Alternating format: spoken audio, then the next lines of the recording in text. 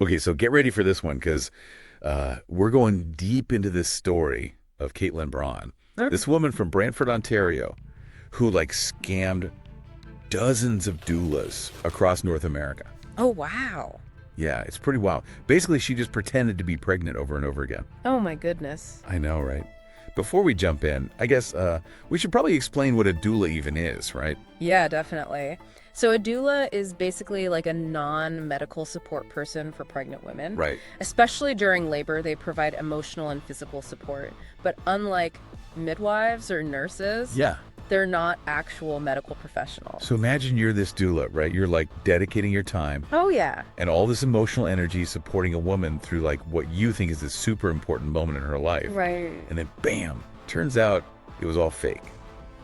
And that's exactly what happened to all these doulas who met Kaitlyn Braun. Wow. She like fabricated all these elaborate pregnancies. It's crazy. I know. She even faked contractions and even the sounds of a baby's heartbeat. No. Yeah, and that's what's so fascinating about this whole thing, right? Like how she was able to exploit what doulas are all about. Yeah. They're trained to be empathetic and supportive and trusting. And they build these relationships based on like being vulnerable with each other, Yeah, for sure. you know, walking alongside their clients during this journey.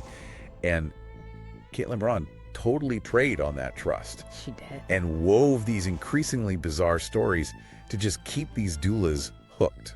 It's wild. It's really mind-blowing how far she went with this. Like, we're talking fake medical complications, claims of hysterectomies even. Oh, wow. Yeah, and stories of sexual assault. Jeesh.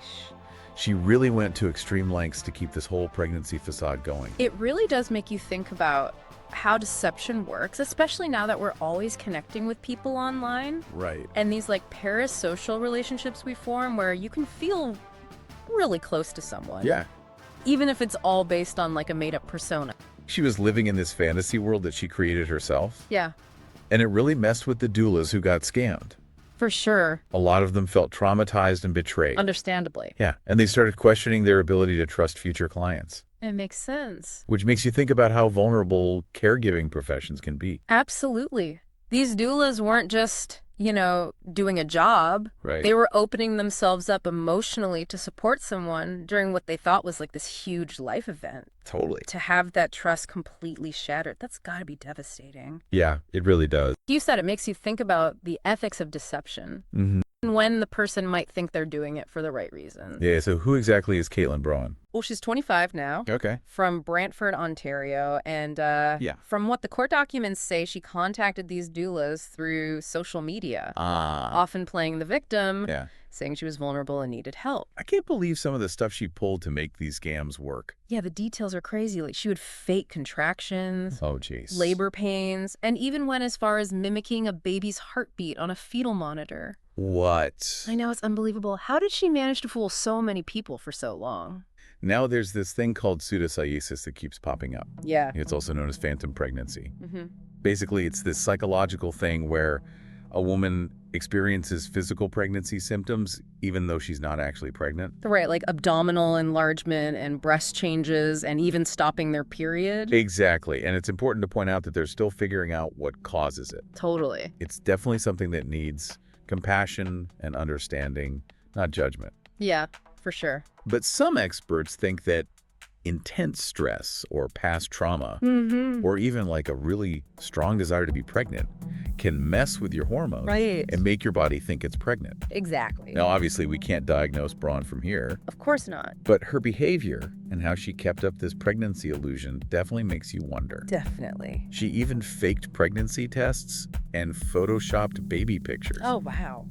Like, what was going through her head to make her create such an elaborate lie? It's a good question, and what's even more strange... It's such a bizarre and disturbing story, and it raises so many questions about why people lie Yeah. and, the ethics of manipulating others Yeah. and how all of this impacts the people who are being targeted. It's a really complex case that highlights the dark side of online interactions and how easy it is to deceive people in the digital age. It's a cautionary tale for sure. Yeah. Keep peeling back the layers of Kaitlyn Braun's story and really dig into like what was going on in her head. Yeah, I think it's easy to just call her a manipulator or like a con artist. Right. But we should try to understand what might have led her to create these crazy deceptions. Yeah, that's a really good point. And I'm really curious to hear what the experts have to say about the psychology of all of this. Well, one theory that's been floating around is about Munchausen syndrome. Okay. Which is this psychological disorder where someone pretends to be sick. Oh, wow. Or they make themselves have symptoms just to get attention and sympathy from people. So you're saying Kaitlyn Braun might have been faking these pregnancies just to get that kind of attention and care? It's definitely a possibility. I mean, think about it. Yeah. When women are pregnant, they're often showered with support and concern. Right. Maybe Braun was just craving that kind of attention and went to these extreme lengths to get it. That's a really interesting way to look at it. Yeah. And it would explain why she went so far as to fake medical complications and even got her husband involved. Exactly. By creating these dramatic situations, she put herself in the spotlight and got sympathy and support from everyone around her. It's kind of messed up to think that someone would go that far for attention, but it's also kind of sad. Yeah. I mean, what was missing in her life that she felt she needed to do all this? I know. It's definitely a case that requires empathy, even though we can't condone her actions. For sure. So you mentioned Munchausen syndrome. Yeah. Is there any chance that Braun actually believed she was pregnant? Well, it's hard to say for sure, but from what we know about her case, it seems more like a factitious disorder. What's that? It's when someone fakes symptoms but doesn't actually believe they have the illness they're pretending to have. So she knew deep down she wasn't really pregnant, but she was faking it anyway. That's the idea. And this type of behavior often comes from a need for control or a desire to manipulate others. So it's like she was playing a role, creating this story she could control and use to get the reaction she wanted from people. Exactly. And remember, she wasn't just deceiving the doulas. Right. Constant pattern of deceit in every part of her life. That makes it even creepier. Yeah. It wasn't just about getting attention. It was about power and manipulation, too. Exactly. And that's what makes this case so complicated. It's not just about one thing, but this whole tangled web of motives and desires. Okay, so what happened legally? I know she eventually confessed to the scams. Yeah. What was her punishment? Well, she ended up being convicted of fraud and sentenced to 2 years of house arrest and 2 years of probation. That doesn't seem that bad, considering how many people she deceived and for how long. Well, the judge did acknowledge how serious her actions were, but they also took into account her mental health history. So her mental health was considered when deciding her sentence. Yes, and that always brings up tricky questions, like how do you balance holding someone accountable while also showing compassion when mental health is involved? It's a tough situation for sure. I can't imagine what it was like for the doulas who were targeted by Braun. It must be so devastating to pour your heart into supporting someone through such a vulnerable time, only to find out it was all a lie. Many of them talked about feeling betrayed and traumatized, and even doubting if they could continue doing their work. That really shows how much damage deception can do. Yeah. Especially when it involves such sensitive and personal experiences. And it also makes you think about how we can better protect people in caregiving roles. For sure. Like doulas from being taken advantage of like this. So we've talked a lot about Braun's motivations and the effects of her actions. Yeah. But what about the doulas themselves? That's a great point. Their perspective is crucial to understanding the whole story. I was really struck by how resilient they were. Me too. And how committed they were to their work, even after being so betrayed. It was incredibly brave of them to share their stories, and they offer valuable insights into the challenges and rewards of being a doula today. I was also really surprised by how many of them actually felt empathy for Braun. Yeah. Even though she hurt them. It really speaks to the core of the doula profession, you know? Compassion and understanding. And it highlights how complicated this case is. Yeah. It's not just about a bad person and their victims. It's more about human behavior and mental health and the ethical challenges we face in a world where we're all connected. For sure. And in the last part of our deep dive, we'll look at some of the bigger societal implications of this case and what we can learn from Braun's story. Welcome back to the show. You know, as we've been going through this story of Kaitlyn Braun, it's really made me think about like the power dynamics in these kind of situations. Yeah, I agree. There's definitely this imbalance of power when someone's purposely deceiving other people. Yeah. Especially when it's in a situation where one person's looking for help and the other person is offering it. Exactly. These doulas were coming from a good place, wanting to support someone during a vulnerable time. They didn't even think about the possibility of being lied to. And that's what makes it so disturbing. Braun took advantage of that trust, preying on their empathy and willingness to help. It's a reminder that even in professions where compassion and care are so important, you got to set boundaries Definitely. and protect yourself from being taken advantage of.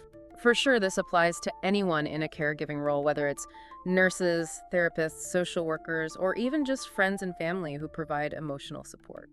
That's so true. Sometimes we get so caught up in wanting to help others that we forget to take care of ourselves. It's not selfish to set boundaries. It's actually essential for having healthy relationships and preventing burnout. So what kind of impact do you think this whole case has had on the doula community in general? I think it's definitely made people more aware of scams and exploitation within the profession. And hopefully it started some conversations about how to better protect doulas from these situations. Yeah, I've heard from a lot of doulas who are now more careful about checking out potential clients and setting clear boundaries in their practice. It's sad that it takes a case like this to bring these issues to light, It is. but it's better to be safe than sorry, right? Absolutely. And I think it's also important for doulas to have a good support system, Yeah. whether it's through organizations or just a network of colleagues they trust. Having people you can talk to and share experiences with can make such a difference. For sure, especially when you're dealing with something as emotionally heavy as this. It's not just about protecting doulas, though. It's about creating a culture of awareness Mm, where these scams are less likely to happen in the first place. right. What about Braun's husband and family?